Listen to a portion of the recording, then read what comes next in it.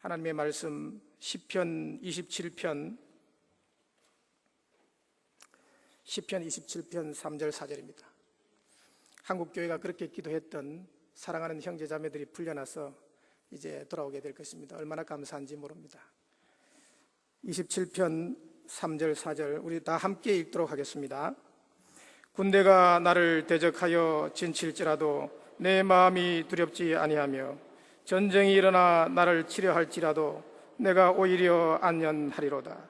내가 여호와께 청하였던 한 가지 일 곧 그것을 구하리니 곧 나로 내 생전에 여호와의 집에 거하여 여호와의 아름다움을 앙망하며 그 전에서 사모하게 하실 것이라. 아멘. 저희 교회에 참 오셔서 늘 은혜를 끼쳐주시는 우리 고기영 목사님께서 오셨습니다. 나오실 때 환영하는 마음으로 박수해 주시기 바랍니다.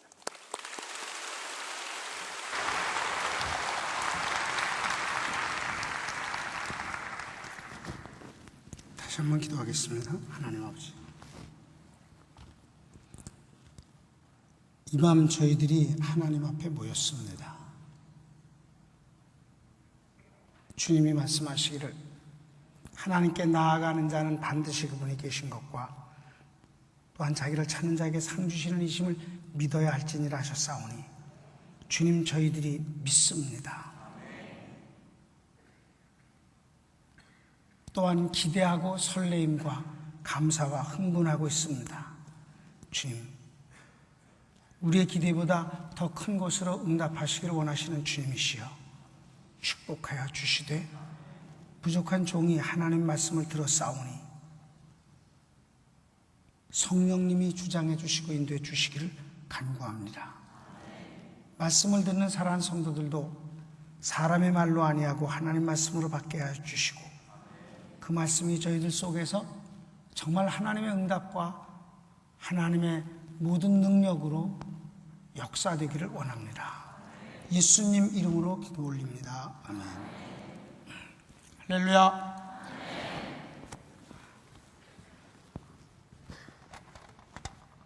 오늘 제목은 다 같이 아름다운 사람.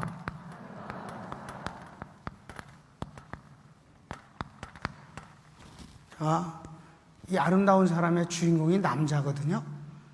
근데 남자 보고는 아름답다고 하지 않잖아요. 멋있다든지 훌륭하다든지. 그런데 아름답다는 이름을 이름이 아니라 아름다운이라는 형용사를 붙인 것을 이제 조금 있으면 여러분이 이해하시게 될 것입니다.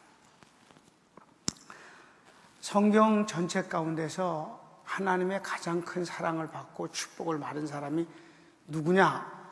여러 사람 말고 한 사람만 고르자라고 했을 때 여러분은 누구라고 생각을 하세요? 누가 미리 가르쳐 줬어요? 맞아요. 다윗입니다. 내가 언젠가 여기 와서 일반 은총과 특별 은총을 말씀을 드릴 때 특별히 그 아들 솔로몬은 하나님이 전무후무한 지혜를 주셨죠. 거기다가 또 부와 명예도 주셨어요. 그렇지만은 그는 하나님의 특별 은총을 받지 못해서 마지막엔 오히려 그 지혜가 헛되다라고 탄식했습니다. 반면 그 아버지는 솔로몬에게조차 네가 네 아비 다윗과 같이만 하면 그러면 내가 이 땅에서 장수하게 될 것이다. 그런데 솔로몬은 그리하지 못해서 60의 인생을 살고 죽었습니다.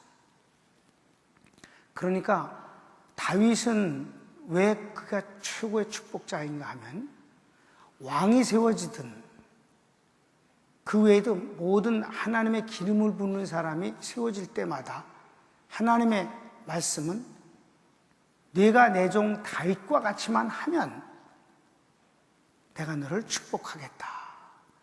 그러니까 하나님의 축복의 하나의 잣대예요. 마치 하나님의 벌과 저주의 그 샘플이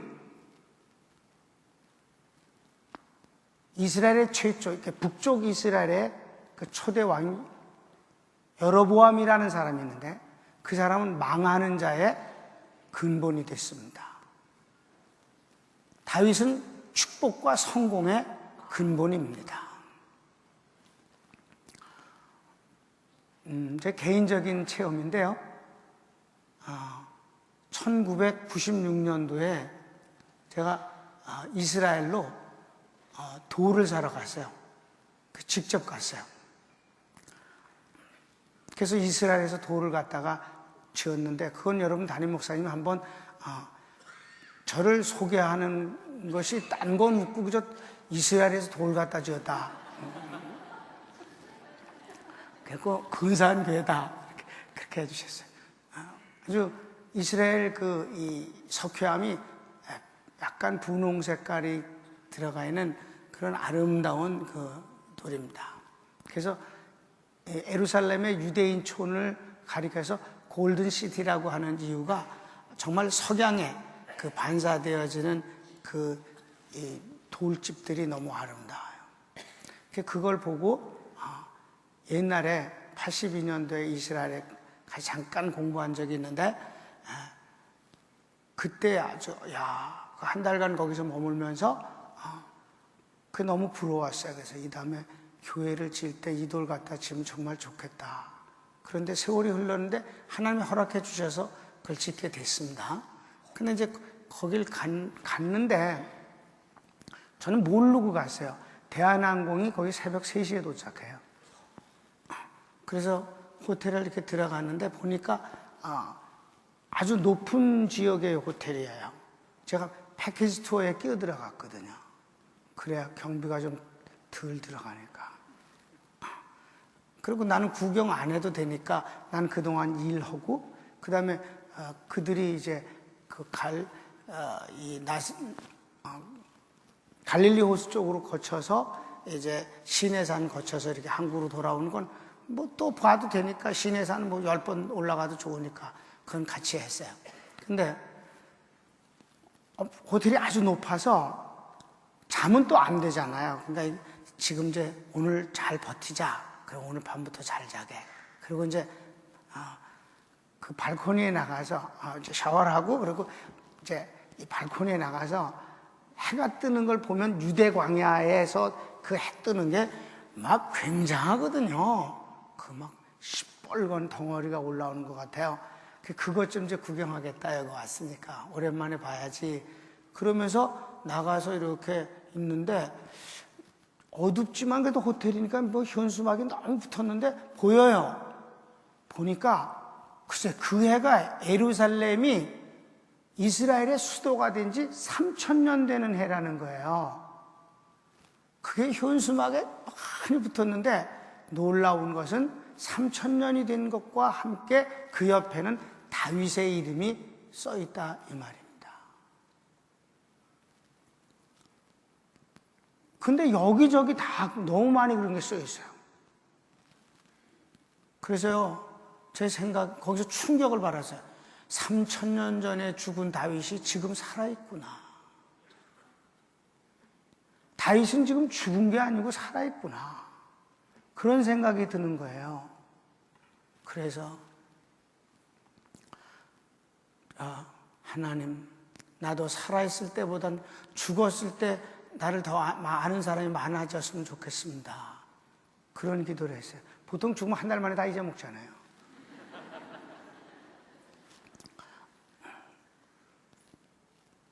그러니까 그런 거를 이렇게 혼자 생각하다가 기도하다가 기도도 깊게 하지 않았어요. 하여튼 그 다윗이 살아있다는 그것이 너무 충격이 된 거예요. 다윗이 만든 예루살렘 수도잖아요. 그러니까 거기 다윗 이름이 나오는 거예요. 3000년 된 예루살렘의 수도는 다윗이 만든 거란 말이에요. 시온성도 뺏어서 자기의 그 왕궁을 만든 거예요. 그래서 그런 생각을 하고 깊이 그런 생각을 하고 있다 보니까 이 해가 떠버렸어요. 언제 떴는지. 해 뜬 거 보려고 그랬는데 그러니까 깊이 그런 생각을 하다 보니까 그런 적이 있었습니다. 다윗은 살아있어요. 근데 그것보다 성경에서 말씀하고 있는 게 최고로 그가 정말 위대한 것은요, 예수님이 땅에 오셨을 때 예수님이 그리스도라고 고백할 때 그리스도란 말을 빼고 당신은 그리스도이십니다라는 고백을 뭐라고 했을까요? 다윗의 자손이요 라고 그랬습니다. 마태복음은 예수님이 그리스도이심을 증명하는 목적을 갖고 기록을 했는데, 그래서 1장 1절에 아브라함과 다윗의 자손 예수 그리스도의 세계라. 마태복음은 다윗을 가리켜서 예수님의 조상이라고 하는 것이 여러 번 나와요. 소경 바디메오가 다윗의 자손 예수여 나를 불쌍히 여기소서 라고 소리 지르니까 옆에서 시끄럽다고 그러고 창피하다고 그러고 제자들이 와갖고 조용하라고 그런데도 소리 계속 질렀어요. 똑같은 소리를. 그랬더니 예수님이 데려오라, 오라고 그러신다. 그러니까 이게 뛰어왔어요. 난 그 소경이 뛰는 모습이 어땠는지 궁금스러워요. 아무튼 뛰어왔어요. 근데 제대로 주님 앞에 뛰어왔어요. 주님이 뭘 원하느냐? 보기를 원하나이다. 내 믿음대로 될지니라. 여기서 믿음이라는 말은요, 소원이 아니에요. 다윗의 자손이여 나를 불쌍히 여기소서라는 말의 믿음입니다. 네가 나를 그리스도로 믿었으니 내 소원대로 될지니라. 아멘. 또 예수님이 예루살렘 입성하실 때 다윗의 자손으로 오시는 이여 호산나 하면서 야단했어요. 하나님이신 그분이 이 땅에 오실 때 어떤 특정인의 자손의 이름으로 오시겠다고 그랬을 때 다윗의 후손으로 오셨다고 했다면 다윗은 그것만으로도 최고의 영광입니다. 그 이상 뭘 더 바라겠어요? 사실 세계 경제학자들이 인류 역사상 최고의 부자가 누구냐 그랬을 때 다윗이라는 점에 아무도 이의를 달지 않는답니다. 다윗이 제일 부자였던 모양이에요. 오늘 이 다윗, 전쟁에서 한 번도 패한 적이 없는 다윗, 그가 쓴 시는 성경이 되되 최고로 영감 넘치는, 그래서 신약에서 가장 많이 인용하는 성경이 되었습니다. 너무너무 부러운 사람 아닙니까? 부러워요, 안 부러워요? 뭘 부러워도 할 줄 알아야 돼. 괜히 삐죽삐죽거릴 게 없어요. 훌륭한 건 훌륭한 거고 부러운 건 부러운 거고, 그래야 도전도 받고 그렇게 돼 가는 거죠. 그렇죠? 그럼 오늘 이 다윗이, 이 멋진 다윗이 어떻게 그렇게 멋진 사람이 되었을까? 라는 것을 살펴보겠는데요. 그의 감정적인 문제를 다뤄보겠습니다. 감정. 근데 여기서 감정이라는 것은 그냥 어떤 그 사건 또는 상대방의 어떤 표현에 의해서 즉흥적으로 반응하는 감정이 아니라 깊은 지식에 의해서 우러나오는 감정입니다. 그러니까 감정이 말이죠. 지식에 의해서 일어나고 그 감정이, 지식에 일어나서 난 감정은 표현하는 것으로 끝내서 불타는 것으로 끝나는 게 아니라, 웃고 우는 것으로 끝나는 게 아니라 그 뒤 의지라는 것으로 이제 표현되어져서 그의 삶 속에 거룩한 습관이 되어지는 것입니다. 그러니까 자, 우리 다윗이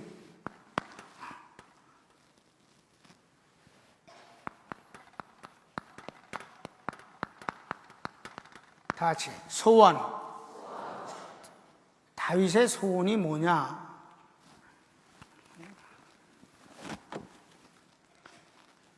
보지도 않으면서 들고 있으면 뭐예요?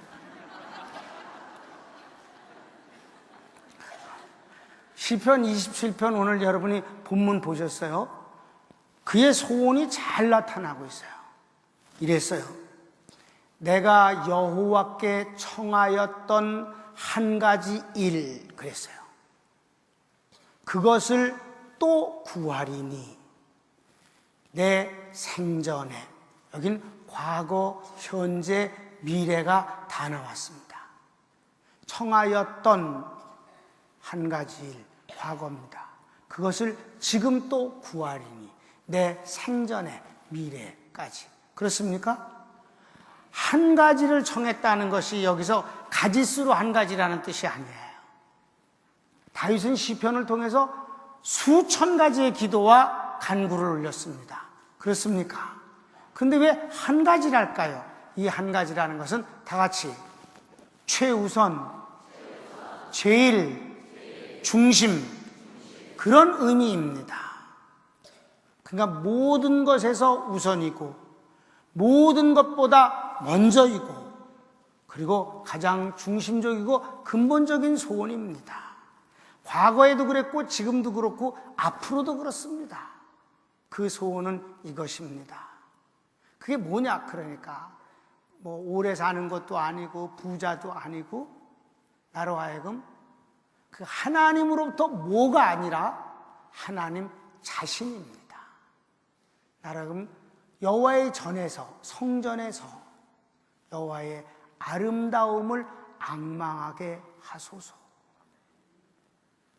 하나님의 아름다움을 사모하는 그 자체가 내 최고의 소원입니다. 아멘. 여러분, 솔로몬이 지혜를 구했더니 주님이 일반 은총적인 면에서 지혜와 부와 명예를 주셨어요. 그런데 다윗은 지혜를 구하는 게 아니라 하나님의 아름다움, 그것을 내가 사모하기를 원합니다. 변함없이 하나님의 아름다움을 앙망하며 살게 해 주소서. 그랬더니 하나님이 그러라고 그러신 거예요.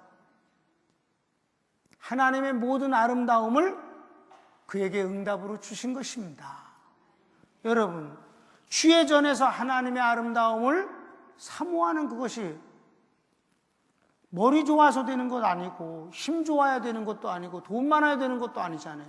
당장 오늘부터 시작할 수 있는 거 아닙니까? 아멘. 어떤 사람은 그게 그렇게 쉬운 게 아니에요, 목사님 말같이. 쉬워요. 마음인데 뭘 그래, 마음인데. 주님의 아름다움을 앙망하게 하소서. 여러분, 하나님으로부터 무엇, 여러분 또 이제부터 하나님한테 뭘 구하는 건 그건 좀 이런 거구나. 이러지 말아요. 구해. 다윗은 얼마나 시시콜콜한 걸 다 구했다고요. 그러니까 한 가지 일이라는 것이 되니까 최우선, 제일 중심적인 것이 그거라는 것이지 그것만 구하라는 건 아니에요. 아멘. 모든 것의 구함에 최우선이 하나님의 아름다움을 구하는 것이라는 것이에요. 아멘. 두 번째, 다윗이 정말 이 세상에 두려운 게 없는 사람이에요.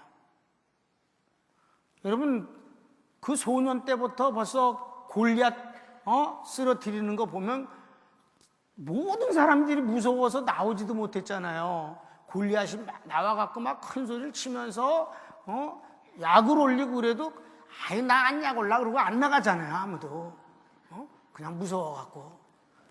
그런데 다윗이 나가갖고 소년 다윗이 물매 하나 딱 들고 나가갖고 이 할례 받지 못한 개 같은 놈아 그러면서 아주 씩씩하게 욕을 하면서 네가 어떻게 하나님 앞에서 그따위 짓을 하냐고. 네가 장창과 칼과 장창을 갖고 나왔냐? 단창 갖고 나왔냐? 난 여호와의 이름 갖고 나왔다고. 그러면서 물매로 공격해서 이겼잖아요. 그렇죠? 그는 정말 겁 없어요. 그런데 정말 이 다윗이 두려워하는 사람이 있었어요. 두려워하는 사람. 누굴 두려워하는지 아세요? 하나님의 기름 부음 받은 사람을 두려워했어요. 아멘. 사울이 얼마나 죄 없는 자기를 그렇게 죽이려고 그랬어도 여러 번 죽일 수 있는 기회를 가졌음에도 불구하고 손을 안 댄 이유가 뭐예요?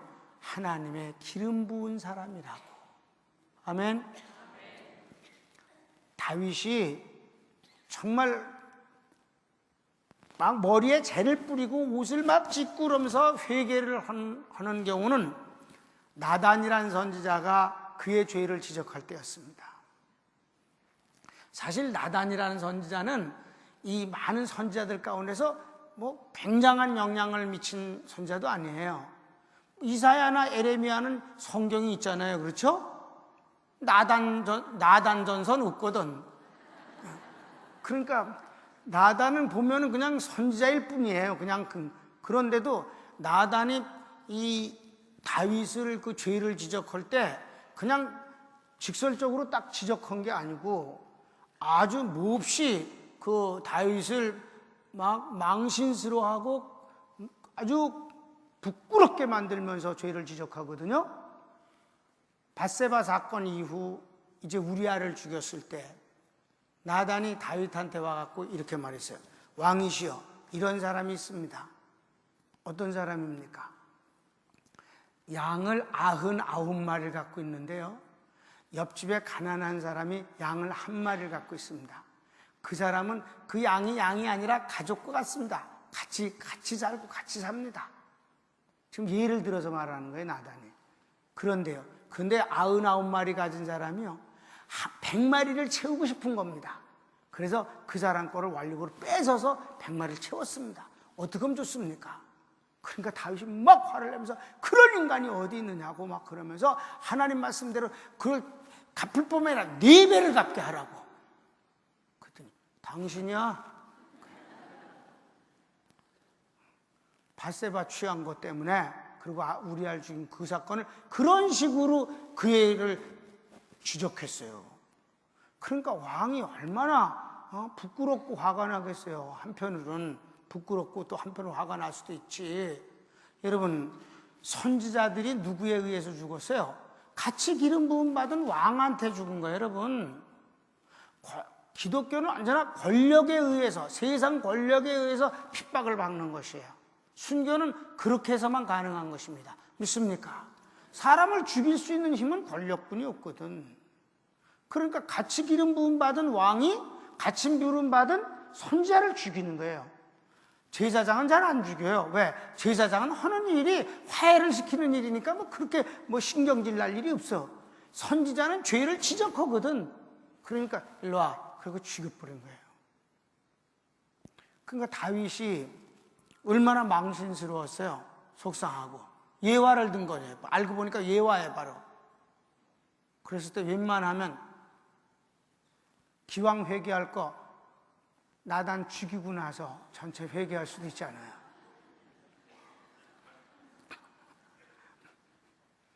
그런데 안 그랬어요. 그 나단 앞에서 그가 금방 엎드려서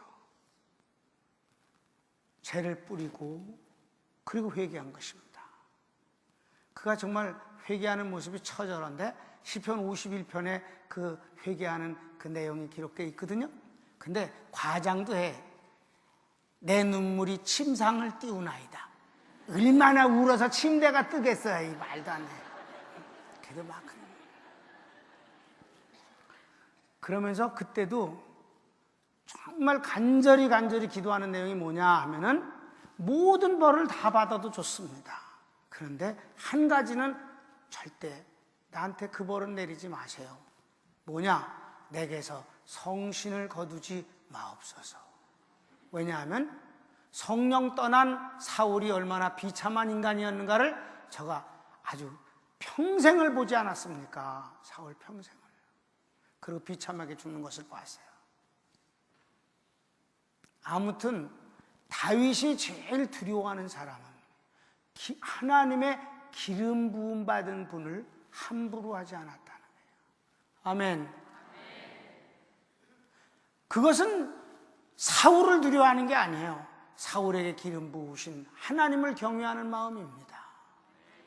나단을 두려워한 게 아니라 나단을 기름 부어서 하나님이 자기에게 보내서 책망하시는 그 하나님을 두려워하는 것이지요. 하나님의 사람을 두려워하는 것은 곧 그냥 무서워함이 아니라 신앙입니다. 하나님에 대한 경외심임을 아시기 바랍니다. 그러니까 주의 종을 대하는 자세가 어떠해야 하는 것을 우리에게 보여주시는 좋은 교훈이옵시다. 아멘.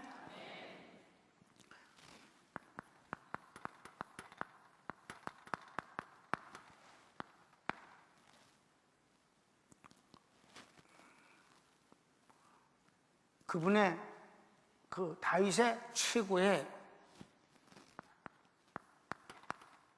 기쁨도 있어요. 이 세상에서 그가 제일 기뻐하는 모습.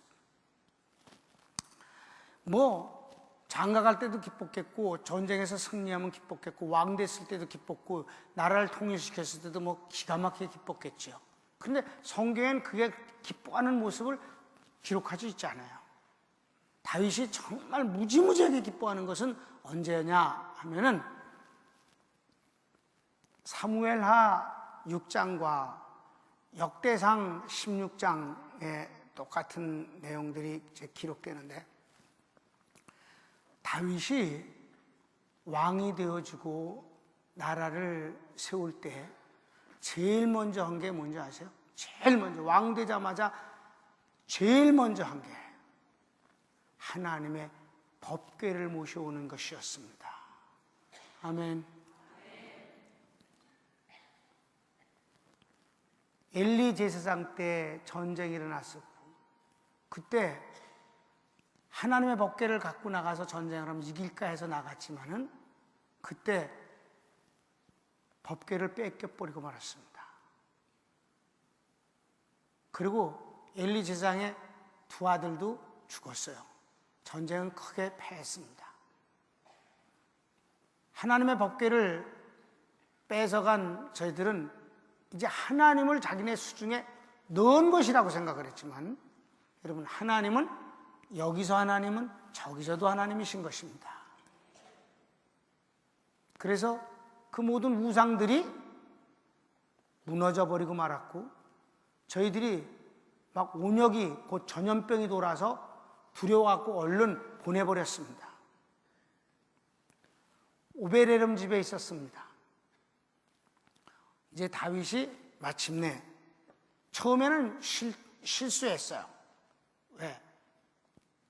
하나님을 모르는 사람들이 하나님의 법궤를 운배 안 하는 방법으로 소달구지에다가 실어갖고 오다가 큰일 났어요.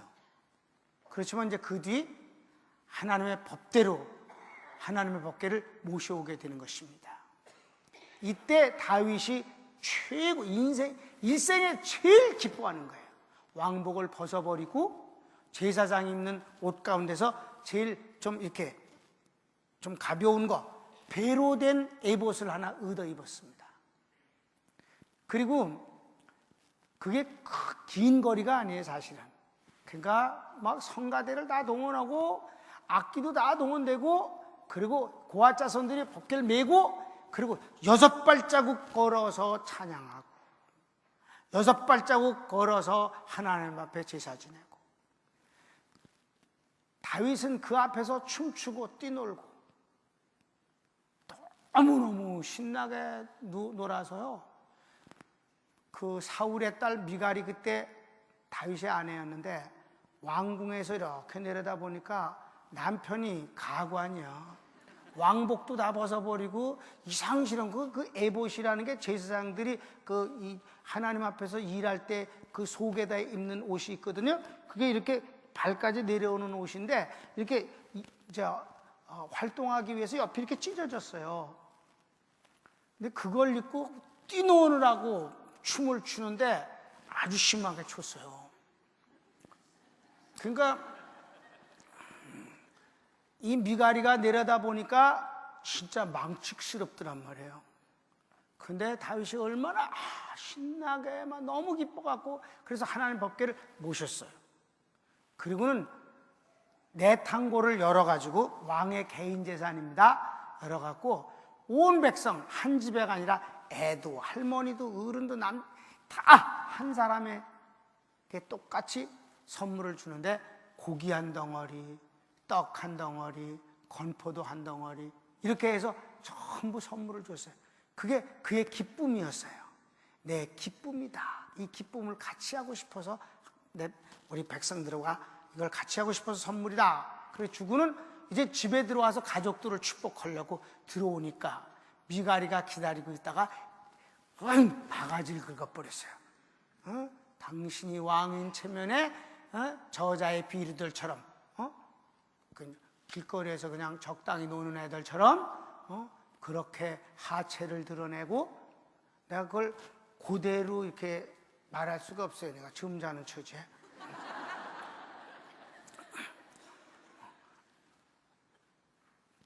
그러니까 다윗이 너무 흥분해갖고 좋아서 들어왔다가 아주 민망스럽고 썰렁해졌잖아요. 그러니까 너무 기분이 그냥 한마디로 다 모든 걸 쏙 해버리니까 그가 화가 났어요. 다윗이 화가 나서 사무엘하 6장에 보면 23절 이후에 보면 그렇게 말했습니다. 하나님만 기뻐하신다면 내가 더 비찬한 모습으로도 춤출 수 있다. 그게 무슨 말인지 알아요? 홀랑 벗고도 출 수 있다는 뜻이에요. 하나님만 기뻐하신다면. 아멘. 그래서요, 하나님이 너무 속상해 하셨어요. 그래갖고 다윗은 되게 이뻐하시고 미갈이는 그래서 너는 아기를 못 낳아서 이제 사울의 손이 내가 예언한 대로 끊어진다.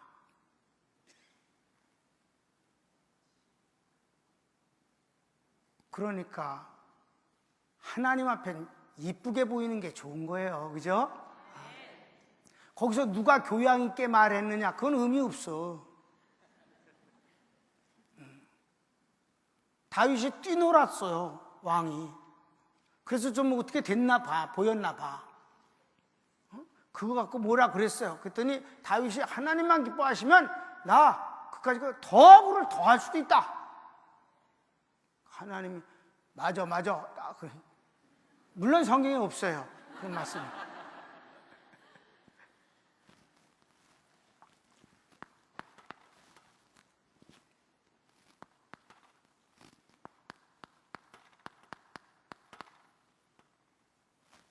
여러분, 소원도 아름답고 두려움도 아름답지요? 여러분, 기쁨도 아름답죠? 마지막은 슬픔인데 이 슬픔이 최고로 아름답다니까요. 슬픔이 아름다워요. 남자인데도 너무 아름답단 말이에요.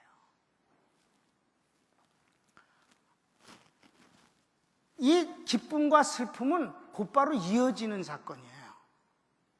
이제 법궤를 모시고 저가 이 다윗성의 시온성, 여러분 다윗이 살던 성을 시온성이라고 하는데 그 시온성이 장차 천국을 상징하는 것으로 성경은 기록하고 있으니까 다윗에 관한 것은 다 축복이에요. 그 다윗성 시온성에서 잠을 자는데 하나님이 설계해 주신 거예요, 그 다윗성을. 그러니까 어마어마하거든요, 그 규모와 화려함이. 여러분, 가난할 수도 있고 스스로 가난을 취하는 검소함도 있습니다. 그거 아름다워요. 그러나 여러분, 가난을 미워하지는 마십시오. 하나님은 축복의 하나님이십니다.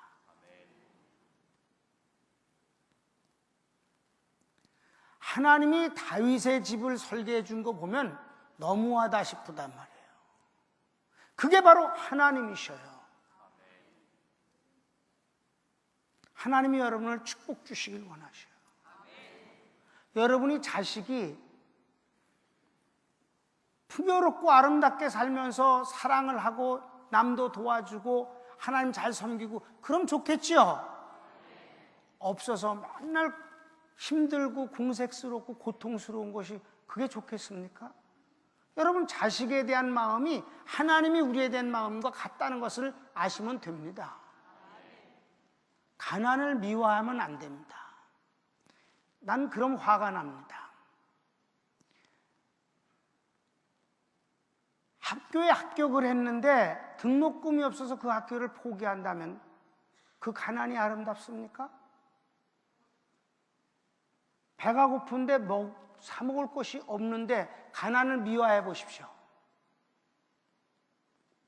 그건 잘못입니다. 하나님은 축복자이십니다. 그건 어느 정도 먹을만 하니까 괜한 소리지, 정말 가난이 저주로 임하면 고통스러운 거예요. 자, 그 얘기는 그만두고, 다윗이 하나님 법궤를 모셔놓고 이제 들어와서 미가리가 약 올렸지만, 아무튼 그래갖고 이제 침실에 들어가서 잠을 자려고 그러는데 잠이 안 오는 거예요. 왜?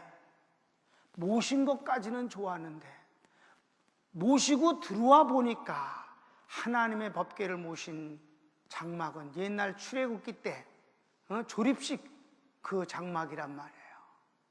그저 4.5, 이 의자 2개 합쳐갖고 조 중간쯤 가는 정도까지가 그게 성막의 그 내에 있는 성소와 지성소를 합한 거거든요. 그러니까 조그맣잖아요. 왜? 그건 조립식이니까 짊어지고 운반을 해야 되니까 클 수가 없는 거죠. 근데 아직 성전을 못 지어서 그대로예요. 맨 위는 그게 물개 가죽이란 말이에요. 그러니까 긴 세월이 흘렀으니까 먼지가 묻고 뭐 아주 꾀죄죄하고 낡았죠. 그 초라한 곳에 모신 것이 가슴이 아픈 거예요. 잠을 못 잤어요. 잠을 못 자고는 나단을 그 다음날 즉각 불렀습니다. 선지자가 왔어요. 그 약 올리는 사람 왔어요. 그러니까 이제 부탁해서, 선지자시여, 왜 그러십니까?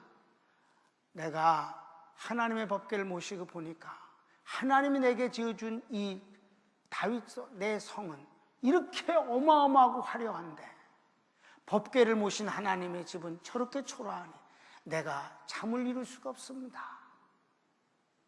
내가 하나님의 전을 지어드리면 어떻겠습니까? 그러니까 나단이 생각해보니까 기특한 일이잖아요. 아니, 그래요?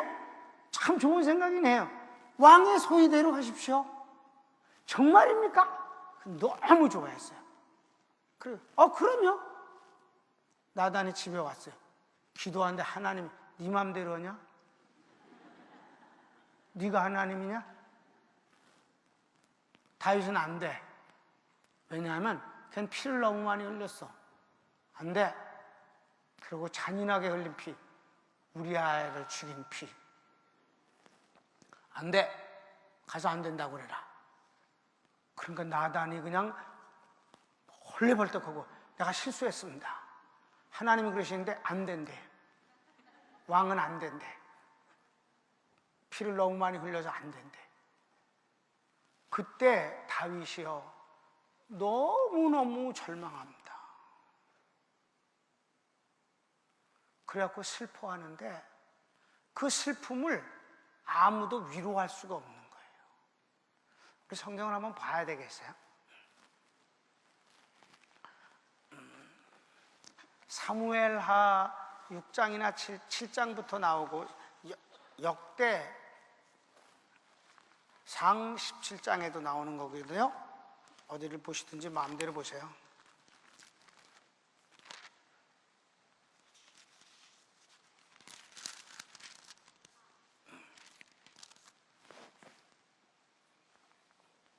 (17장 1절에) 보면 다윗이 그 궁실에 거할 때 선지자 나단에게 이르되 나는 백향목궁에 거하거늘 여호와의 언약궤는 휘장 밑에 있도다. 나단이 다윗에게 고하되 하나님이 왕과 함께 계시니 물은 마음에 있는 바를 행하소서. 그렇지만 그 밤에 하나님의 말씀이 나단에게 임하여 가라사대 가서 내 종 다윗에게 말하기를 여호와의 말씀이 너는 나의 거할 집을 건축지 말라 라고 하셨어요.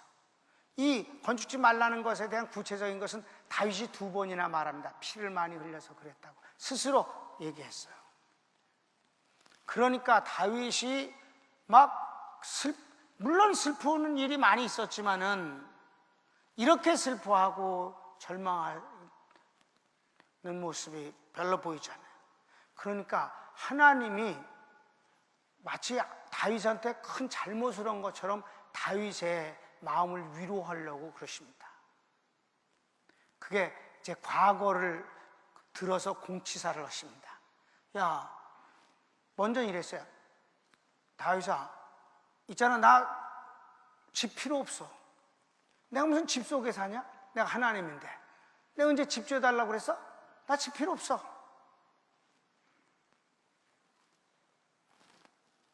그래도 다윗이 그래도 성막은 있지 않습니까?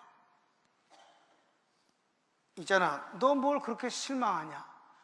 내가 널 축복 안 한 것처럼 그러면 안 되지. 너 왕 된 걸 생각해봐. 옛날에 네 아버지가 사무엘 기다릴 때 음식 차려놓고 그랬을 때 네 형들은 전부 다 나름대로 막 준비하고 사무엘 앞에서 납니까 하고 기다리고 있었을 때 넌 아예 거기 끼워주지도 않았잖아. 너 들에서 양 지키고 있었잖아. 너 막내라. 그런데 내가 아니다 그랬더니 사무엘이 그때 뭘 했냐? 약간 민망해서 여호와께서는 과연 외모를 보지 아니하시고 심중을 보시는도다 그랬잖아. 그때 다냐? 그러니까 아니라고, 하나가 저기 들에서 양을 지킨다고. 그래서 그때 사무엘이 그 아이를 데려오지 않으면 내가 음식에 손을 대지 않겠다고. 그래서 헐레벌떡 가서 너 뛰어갔을 때 내가 그랬잖아. 이 아이를 보니 내 마음에 합한 자라고. 너 그래서 왕 됐잖아. 근데 왜 그렇게 실망하고 그래? 압니다. 감사죠. 성전 치면 안 될까요? 안 돼. 야, 너 전쟁에서 지금까지 져본 적 있어? 없습니다. 네가 꼭 잘나서 네가 꼭 승리했냐? 내가 널 승리케 한 거야. 아멘. 그랬어요. 그래도 성전 짓는 것을 포기할 수가 없었어요. 슬퍼. 계속해서 슬퍼. 그래도 이제 하나님이 앞으로 해주시는 거에 대해서 해줘요. 야, 이제 이 나라를 내가 유목민이 아니라 아주 그냥 든든하게 안정된 그런 국민과 국가를 만들어줄게. 그러고 있잖아, 너 이제 앞으로 전쟁에 나가지 마. 응? 전쟁에 앞에 나가서 맨 앞에서 싸우고 그러지 마. 이제는 나가지 마. 내가 어떻게 했냐면 네 이름만 들어도 적군이 오금이 떨게 만들어줄게. 그리고 너한테 전부 조공을 바치게 해줄게. 얼마나 큰 축복이에요, 여러분. 그죠? 그런데도 다윗이 성전을 못 짓는다니 이러고 징징거리는 거예요. 그러니까 하나님이 그렇게도 내 집이 짓고 싶으냐? 그럴싸옵나이다. 한 번 얘기한 건 끝이야. 넌 못 줘. 그 대신 말이야, 내가 네 아들을 통해서 그 성전을 받으면 어떻겠냐? 네? 아들이요? 여러분, 세상에 내가 네 아들을 너보다 더 축복하마. 그럴 때 신경질 내는 아버지는 못된 인간이죠.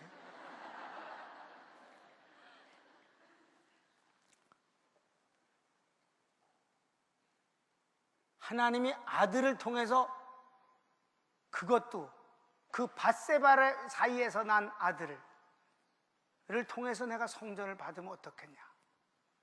그러니까 그건 모든 것에 대한 위로거든요. 솔로몬을 왕을 만들 뿐만 아니라 그를 통해서 성전을 받겠다고 하니까 너무 좋아하는 거예요, 다윗이.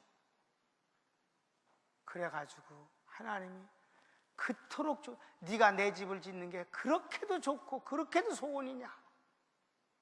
그래서 하나님이 너무 기뻐하셔서 최고의 보너스를 주신 게 뭔지 아십니까? 내가 장차 내 백성을 구원하러 인간의 몸이 되어 세상에 나갈 때 나는 네 자손이라 일컬게 될 것이다. 할렐루야! 너무너무 근사하게 마무리가 되잖아요. 그렇죠? 그런데 여러분, 하나님과 다윗 사이는 너무 부러운 일이 그 뒤에 일어났습니다. 두 분 사이가 너무 아름다운 연인 같단 말이에요. 왠 줄 아십니까? 하나님이 절대 못 짓게 한다고 그랬고, 그래서 우리는 여러분 그걸 솔로몬 성전이라고 불립니다. 그렇습니까? 여러분, 그러나 성경을 자세히 읽어보십시오. 솔로몬은 한 것은 건물 껍데기만 지었습니다. 나머지는 몽땅 다윗이 다 한 것임을 알게 될 것입니다. 다윗은 자기 입으로 두 번이나 하나님이 내가 너무 많은 피를 흘려서 성전을 못 짓는다고 하셨습니다 라고 해놓고는 실제 다윗이 살아있는 동안에 성전의 모든 그 막 조직과 그리고 모든 기구와 그런 것들을 다 만들어 놓고 죽었습니다. 솔로몬은 성전을 다 짓고 그 아비 다윗이 생전에 만든 모든 것들을 성전에 드렸다라고 나와요. 역대하 5장 1절을 한번 보십시다. 역대하 5장 1절.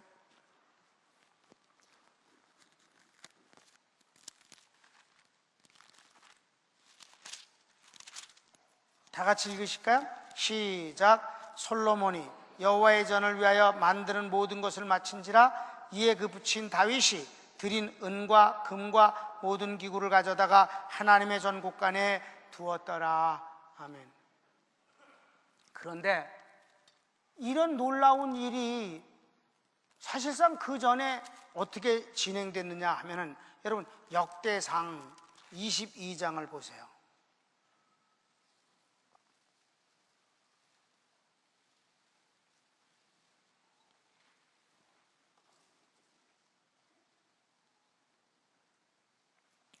그 22장부터 다윗이 성전 건축을 준비하기 시작하는 것을 보게 됩니다.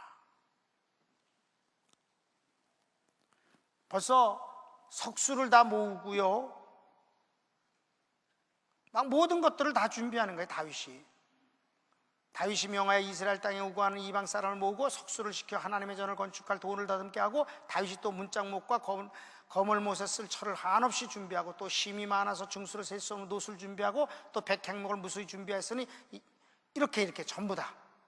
5절에 다윗이 가로되 내 아들 솔로몬이 어리고 연약하고 여호와를 위하여 건축할 전은 극히 장려하여 굉장하여 만국의 명성과 영광이 있게 하여 할지라. 그러므로 내가 이제 위하여 준비하리라 하고 죽기 전에 많이 준비하였더라. 그게 쭉 나오는 거예요, 여러분. 그게 그래서 다윗이 전쟁에서 이김으로 말미암아 전리품으로 가져온 모든 금은 이때 다 바쳤습니다. 이 성전을 위해서 바친 것이에요. 그게 여러분 14절 보세요. 내가 환난 중에 여호와의 전을 위하여 금 10만 달란트와 은 100만 달란트와 놋과 철을 그 중수를 셀 수 없을 만큼 많이 심히 많이 예비하였고 라고 그랬을 때 금 10만 달란트가 여러분 얼마, 10만 달란트의 무게가 얼마인 줄 아십니까? 3,400톤입니다. 상상을 초월하는 것입니다.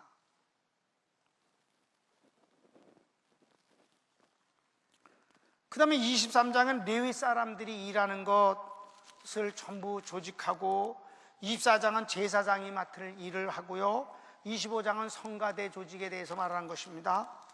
이렇게 26장은 성전에서 문지기들과 일하는 사람, 성전 국관을 맡은 사람들 얘기하는 것이고요, 그리고 27장에서는 모든 족장들과 사람들이 어떻게 그 하나님을 섬김에 배후에서 잘 보호하고 호위하는가에 대해서 하고 있어요.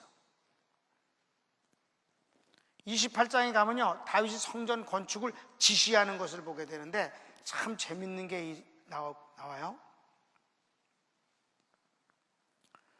여러분 11절을 한번 보세요. 28장 11절. 다윗이 전에 낭실과 그 집들과 그 곡관과 다락과 골방과 속죄소의 식양이란 말은 설계도입니다. 그 설계도를 그 아들 솔로몬에게 주었어요.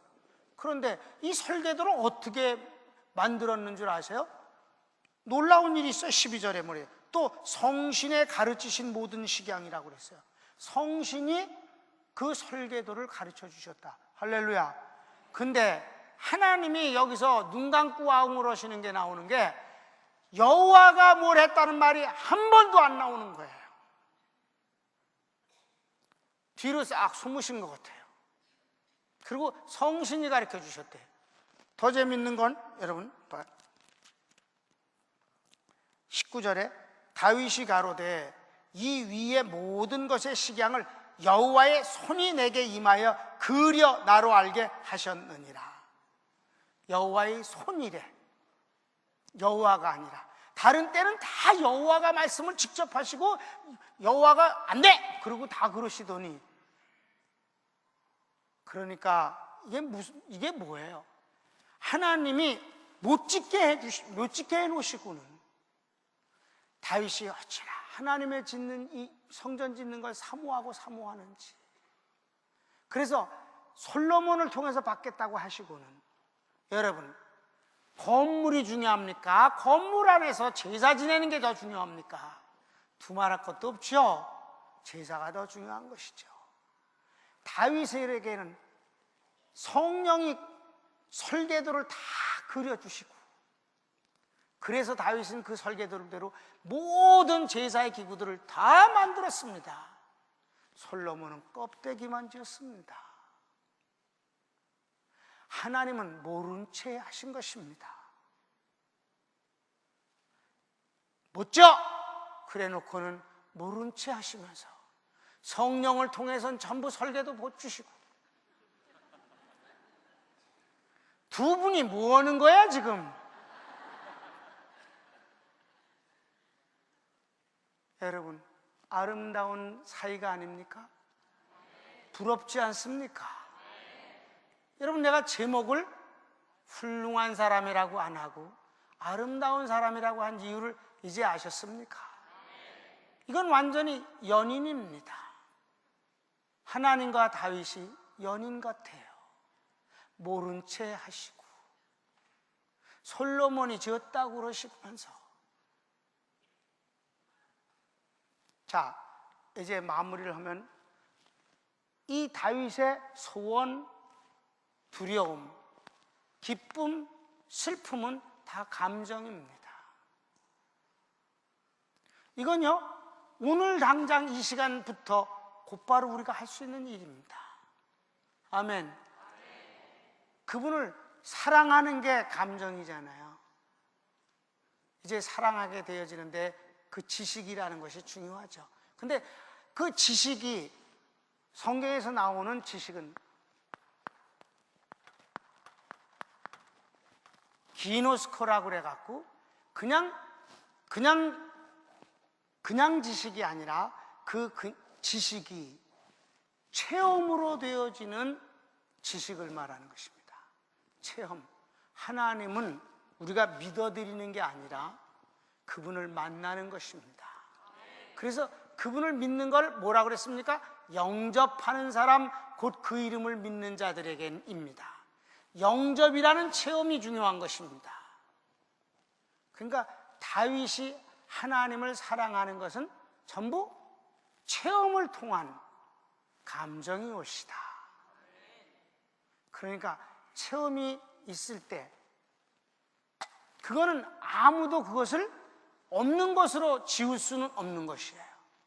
지식이라는 것은 바꾸어 줄 수 있지만 체험은 바꾸어 줄 수 있는 방법이 없는 것입니다. 우리 하나님과의 관계는 체험입니다. 이 생생한 체험의 지식이 이런 아름다운 감정을 갖고 주님을 섬길 수 있는 것이지요. 아멘. 다윗은 이미 죽어서 3000년 됐으니까 그렇다 치고 오늘 우리가 살고 있는 사람이 중요하잖아요. 여러분이 살아있을 때의 아름다움보다 여러분이 이 세상을 떠났을 때 여러분을 기억하는 사람들이 더 아름다움으로 기억했으면 더 좋겠어요. 나도 혼자서 그 기도를 하다가 해가 뜨는 줄 몰랐다니까. 자, 이제 마치겠는데 우리 한번 손을 모읍시다. 손을 모으고 저는 복음을 전하면 언제든지 복음을 받은 사람이 스스로 그 말씀을 가지고 어떤 것이든지 상관없어요. 성령님이 여러분을 주장하시는 대로 기도할 수 있게 되기를 바랍니다. 여러분이 한 2분 동안 우리 열심으로 기도하고, 저는 언제든지는 아니지만 이렇게 특별 집회니까 무슨 말씀을 전했든지 간에 여러분이 이렇게 하나님 앞에 아름다운 사람이 되기를, 하나님과의 관계에서 이런 아름다운 감정으로 섬기기를 원하면 그 뒤에 하나님 무언가 응답을 주셔야 되잖아요. 그래서 환자를 위해서 기도하겠습니다. 꼭 병나는 복음을 전해야만 낫는 건 아니에요. 예수님이 언제 병나는 복음 전하고 병자 고치셨습니까? 아니에요. 내 여기 와서 한번 신유붕해를 할 때 둘째 날 신유는 하나님의 마음이다 그랬어요. 체율이다고. 주님이 내 형편과 함께 느끼는 것입니다. 그게 사랑입니다. 체율은 사랑하는 관계에서만 나타나는 현상입니다. 그러니까 뭐 그쪽 부분을 잘 가리키고 하면 좀 더 효과가 있겠지만은, 여러분, 하나님의 최고의 능력은 하나님의 사랑입니다. 그러니까 아름답게 기도하고 하나님의 응답으로 병도 낫고 그러자니까요. 자, 주여 한번 크게 부르고 한 2분간 여러분 기도하십시다. 주여!